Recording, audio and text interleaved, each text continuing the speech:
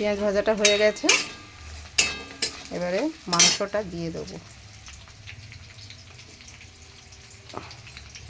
এই যে ম্যারিনেট করা মাংসটা এবারে চিকেনটা দিয়ে দিচ্ছি।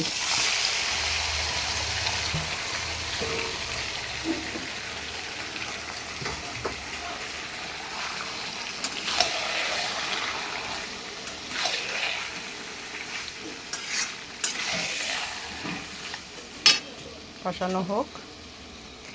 দেখো বন্ধুরা কালারটা কি সুন্দর এসেছে।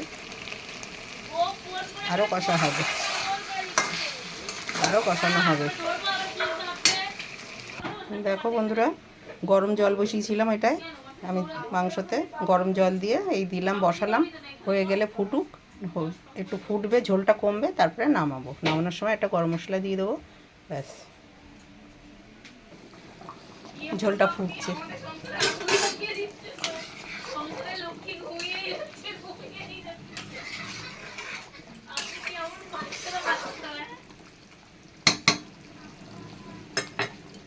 হয়ে গেছে, রান্না আমাদের হয়ে গেছে কমপ্লিট। এখন সবাইকে খেতে দেবো। এই যে তোড়জোড় করছি, সবাইকে খেতে দেবো। হ্যাঁ, রান্না কি হয়েছে? সজনের ডাঁটা চচ্চড়ি, সর্ষে বাটা দিয়ে, আমের চাটনি আর মাংস, আর কিছু না। আর এই যে পাট শাকের ঝোল, পাশের বাড়ি থেকে দিয়েছে পাট শাকের ঝোল।